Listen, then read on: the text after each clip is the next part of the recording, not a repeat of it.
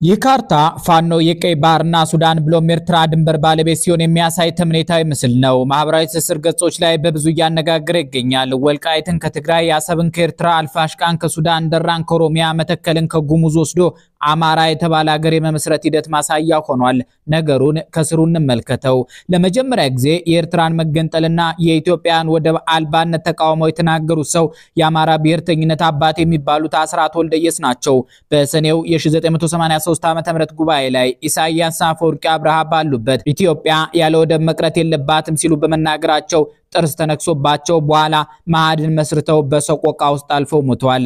ዘመነ ካሴ፣ ምሬ ወዳጆ፣ ሀብቴ ወልዴና በተለይ ፕሮፌሰር አስራት ወልደየስ ከበቀሉበት መሃል ሸዋ ተወክሎ በፋኖ አንድነት ውስጥ እየተሳተፈ ያለው ደሳለኝ ሲያስብ ሸዋ የኒያን የአማራ ብሔርተኝነት መስራች ህልም ማሳካት አንዱ ግባቸው ሊሆን ይችላል እየተባለ ነው። እዚህ ላይ ከባዱ ጥያቄ አማራ አሰብን ሲጠይቅ ኢሳያስ አፈወርቂ ለፋኖ የነበራቸው ድጋፍ በቁጣ አይለወጥም ወይ የሚለው ነው። በብዙዎች ትንተና መሰረት ኢሳያስ አሰብ በእጃቸው ሆና ግን ሰዓት ለማ ለሶስት አስርት ዓመታት መዝለቃቸው ሰልችቷቸዋል።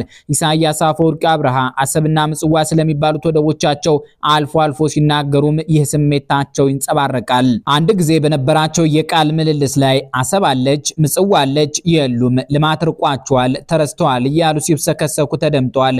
ከሁሉም በላይ ግን በአንድ ወቅት ኒያን የኤርትራ ሀብቶች አስመልክተው የተናገሯቸው አረፍተ ነገሮች ቁጭታቸውን የሚገልጹ ናቸው።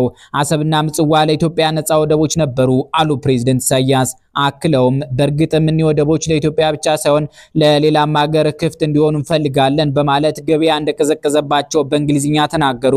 ፕሬዝዳንት ኢሳያስ በዚህ ንግግራቸው ላይ እንደሚሉ ከሆነ የወደብ ጉዳይ በኢትዮጵያና ኤርትራ ግንኙነት መካከል እንደ ችግር መታየት አልነበረበትም። ኢሳያስ ይህን ይሉና ግን የኢትዮጵያ መንግስት ወደቦቻችንን ተዋቸው፣ አሰብንና ምጽዋን ተወ ወደ ጅቡቲ ሄደ በማለት አዝናቸውን ገልጻሉ።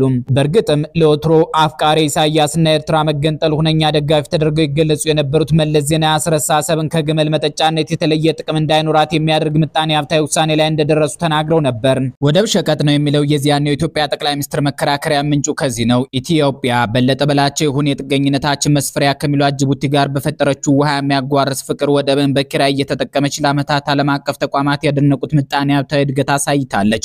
የብዙ ወደቦች ጌታ እንደሆነች የሚነገርላት ከራስ ካሳር እስከ ራስ ዱሜራ ውዱንና የዓለም የምጣኔ ሀብት መተንፈሻ የሆነውን ቀይ ባህር ተንተርሳ የተዘረጋችው ኤርትራ ግን 1983 ዓ.ም ላይ ቆመው የሚያዛጉ ከተሞች ይዛ ቀጥላለች። ኢሳያስ ከፋኖ ጋር በጀመሩት ፍቅር መሰረት አሰብን ሰጥተውት ሌሎች ጥቅሞች ቢያስከብሩ የሚሻላቸው በዚህ ምክንያት ነው። የአማራ ሀገር ሆኖ መውጣት ደግሞ ኢሳያስ አላቸው የሚባለው ኢትዮጵያን የመበታተን የ100 ዓመት እቅድ አካል ስለሆነ ደስታ የሚሰጣቸው ነው። ለዘመናት አማራ መገንጠልን ሲቃወም ኖሯል። እንደ እስክንድር ነጋ ያሉ የፋኖ መሪዎች ዛሬም ድረስ መነሻችን አማራ መድረሻችን ኢትዮጵያ በማለት አማራ ሀገር እንዳይሆን ይከላከላሉ። የነ አስረስ ማረ ዳምጤ ሪዮት ዓለም መሰረት ደግሞ የአማራ ብሔርተኝነት ይባላል። በጣም ሲለጠጥ አማራን ሉዓላዊ ሀገር እስከማድረግ ይዘልቃል። በዚህ ጊዜ አማራ አሉኝ የሚላቸውን ርስቶች መጠየቅ ይጀምራል። ቀይ ባህርንና በሱዳን በኩል ፖርት ሱዳንን እንደመውጫ በር ያማትራል። ወልቃይትን ከትግራይ እንደተቀበላት በእጁ ይዟት ይቀጥላል። ራያንም እስከ በርተክላይ የኔ ነው ብሎ በምሬ ጦር በኩል ያስጠብቀዋል። መተከልን ወደ ጎጃም ለመጠቅለል የዝናቡ ልንገሩ ጦር አንድ ቀን ይዘምታል። የድሮውን ሐይቆች አውራጃ በምዕራብ ሸዋና ወለጋ ያለውን ቦታም አሁን እስር ቤት ያሉት እነ ክርስቲያን ታደለ ዶክተር የወንዶሰን ለአማራ የሀገርነት ካርታ ካጩት ቆይተዋል። የወለጋው ቢዛሞ የተባለው እዝ የዚህ አካል ነው። አንድ ቀን ወለጋን የአማራ አካል ያደርገዋል ብለው የሚመኙ አሉ።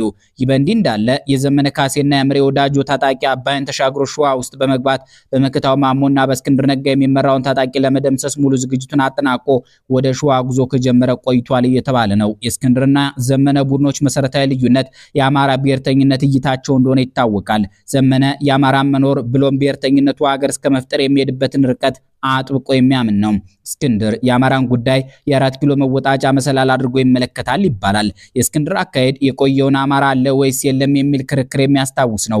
በዚህ ጉዳይ ዙሪያ ጥቂት ነገር እናነሳሳ።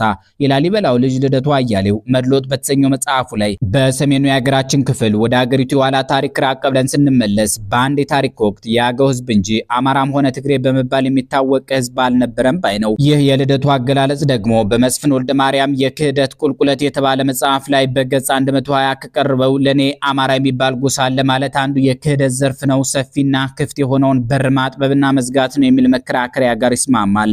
አንዳርጋቸው ጽጌም የዚሁ ቡድን ደጋፊ ነው። አዲሱ የአማራ ብሔርተኝነት ግን የኒህን ምሁራንና ፖለቲከኞች አንብሮ የሚያፈራርስ የራሱ ትርክት ተፈጥሯል። የጎጃም ታሪክ የተሰኘው መጽሐፍ አዘጋጅ አበራረፋይን ያዳሙ በኢትዮጵያ ምድር በኢትዮጵያ ታሪክ እንደ አማራ ስሙ እየተጠቀሰ የአማራ ብሔር፣ የአማራ ህዝብ፣ የአማራ ሀገር፣ የአማራ ንጉስ እየተባለ የተጻፈለት ያለ አይመስለኝም ብለው ይከራከራሉ። የታሪክ ተመራማሪው አክለው ሆኖም ግን ለ50 ዓመታት ከአማራው አብራክ የወጡ የራሳችን ምሁራን ሰድበው ለሰዳቢ ሲሰጡ ኖረዋል የሚል አገላለጽ ተጠቅመዋል። አበረ ይቀጥላሉ። እኛንን አዋቂ ሲሉንም ነበር፣ አሁንም ቀጥለዋል። የአማራ ህዝብ አይደለም በኢትዮጵያ የለህም ሊባል ምናልባትም በዓለም አደባባይ እንደ ሮማውያንና ግሪካውያን አንዳንድ የዓለም ሀገራትን ሳይቀር በስሩ አድርጎ ያስተዳድር እንደነበረ ፍንጭ የሚሰጡ ማስረጃዎችም አሉ። የአማራ ኃያልነት ያስፈራው ሁሉ ግልጽና አካል እስትንፋሱ ያለን ህዝብ እየካደ ራሱን ብቻ ሳይሆን ራሳችንን ሲያታልለን ኖሯል። ሲፈልጉ አማራ ሃይማኖት ነው፣ አማራ የለም የሚሉ ተረቶችን ሲሸመድዱ መክረማቸው የቅርብ ጊዜ ትዝታችን ነው እያሉ በታሪክ ጸሐፊው ምስክርነት መሰረት አማራ የሚባለው ህዝብ እንደ ህዝብ መኖር ከጀመረ ሺህ ዓመታትን አስቆጥሯል። የአማራ ህዝብ በመሪው አስተዋይና ጀግንነት ብዙ መከራዎችን አልፎ ዛሬ ላይ ደርሷል። ከዚህ በፊትም ዓለም አማራን በተለያየ ስም ጠንቅቆ ያውቀው ነበር። ከዚህም አልፎ በዓለም ሀገራት ዘንድ ስሙን ለታሪክ ተክሏል። አማራ የተባለ የጥንት ኃያል ህዝብ በጥንት ልዩ ህዝቦች፣ ቋንቋዎችና አካባቢዎች አማራ፣ ማህራ፣ ሄማያር፣ ሄሞራይት፣ ሆሞራይት፣ አማራር፣ አሙሩ፣ አሞራውያን፣ ኤሞራውያን፣ አማር፣ ሐማር፣ አምሃራ፣ ሆሜር፣ ሐመር፣ ሐማር፣ ማርቱ፣ ሜሮ፣ ካማራ ወዘተረፈ እየተባለ ይጠራ ነበር። አማራ የጥንት ኃያል ህዝብ ስያሜ ነው የሚለውን የበለጠ ግልጽ ለማድረግ ለምሳሌ ዊኪፒዲያ የተባለው የእውቀት መዝገብ ላይ አማራ የሚለውን ቃል ስንጽፍ እንኳን የሚከተሉትን እናገኛለን። ኢራን ውስጥ በፐርሺያ ቋንቋ አመረህ ወይም አማራ የሚባል ህዝብ አለ።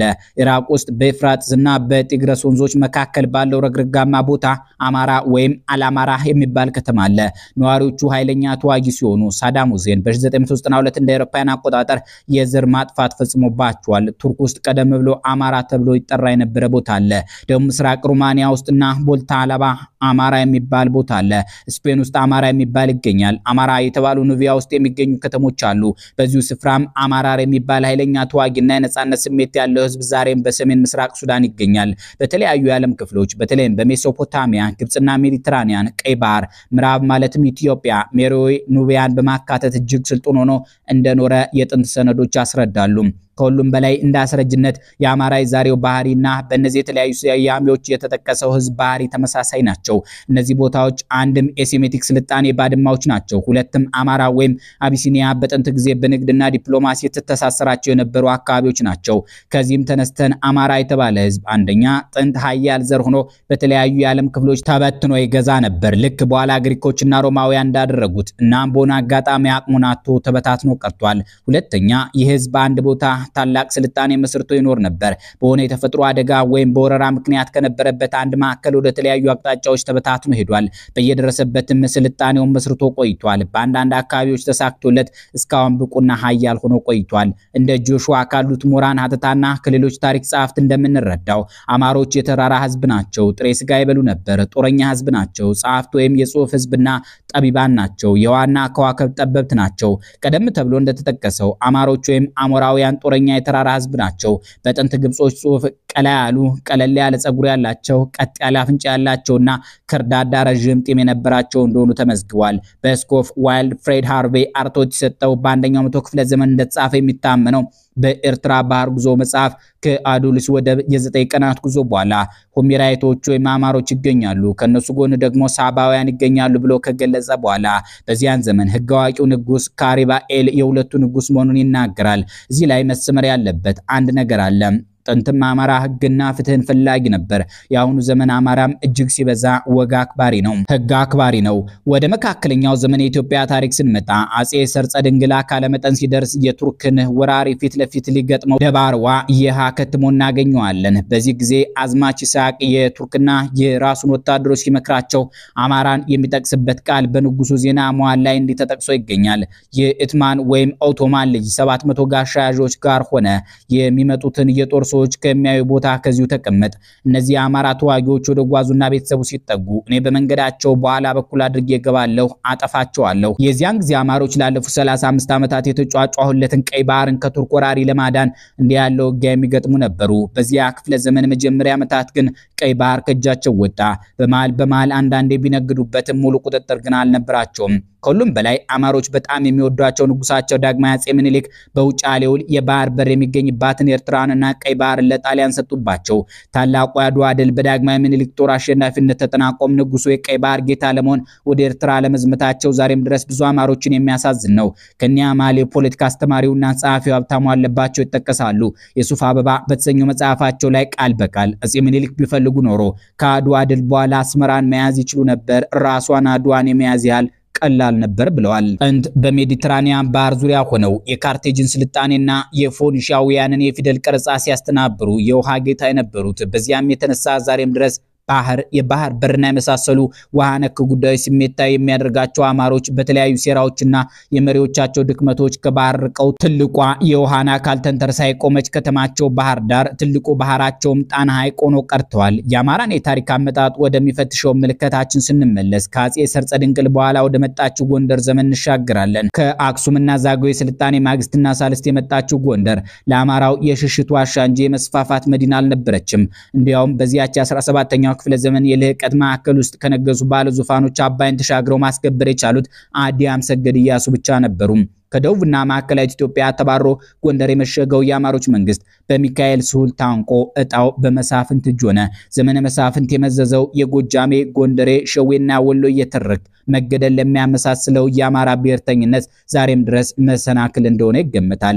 ይህንን ቀፋፊ ሰንኮፍ የተረዱ የሚመስሉት የአማራይቱ ልጅ ፀሐይ እንቁ ስላሴ ወደድህም ጠላህም አማራው አንገታ አንድ መሆኑን ማወቅ አለብህ ብለውታል። ይህ ህዝብ ከምጽአት በፊት ያለው መጥፎ ምጽአቱ ሳይነጋ ከዘውጌነት ኤትኒክ ናሽናሊዝም ትወራ ውስጥ አሁን ባለበት ድባብ ይስማማዋል በሚባለው ፍጥረታዊ ፕሪሞዳሊዝም መስፈርትና በሰውነት ልኬት ተሰባስቦ ዘር ማስቀጠል እንዳለበት የሚያምኑ ብዙ ናቸው። ይህን ተጠቅሞ ደግሞ የራሱን ሀገር መመስረት የባህር በር ባለቤት መሆንና ዓለም አቀፍ ተሰሚነቱን ማጉላት የመጪው ጊዜ ስራ ተደርጎ በአዲሱ የአማራ ትውልድ በኩል እየተቀነቀነ ይገኛል። አስመራ ፕሬስ በተባለው ገጽ ላይ ደግሞ ጠቅላይ ሚኒስትር አብይ አህመድ በሰሞነኛው የተፎካካሪ ፓርቲዎች ስብሰባ ላይ አሰብ ላይ የኮሪደር ፕሮጀክት እንሰራለን፣ አሰብ በረሃማ እንደመሆኑ መጠን ዛፍ ተክለን ለኑሮ ምቹ አድርገን አስውበን ገንብተነው ብዙ ሰዎች እንዲኖርበት እናደርጋለን ስለማለታቸው ተጽፏል። የፋኖም የአብይም ደጋፊዎች አሰብ የኛ ናት ወደ ማለት እያዘነበሉ ነው። ወደ ያፎ ማስመራ ሆነው እየተገረሙ ይገኛሉ። ነገሩ የአማራ ገበሬ እንዲዳምኖ የዘነበ እንደሆን ማን ያበሰለውን ማን ይዘራው ይሆን እንዳለው ነው። ሰላም ይስጥልን።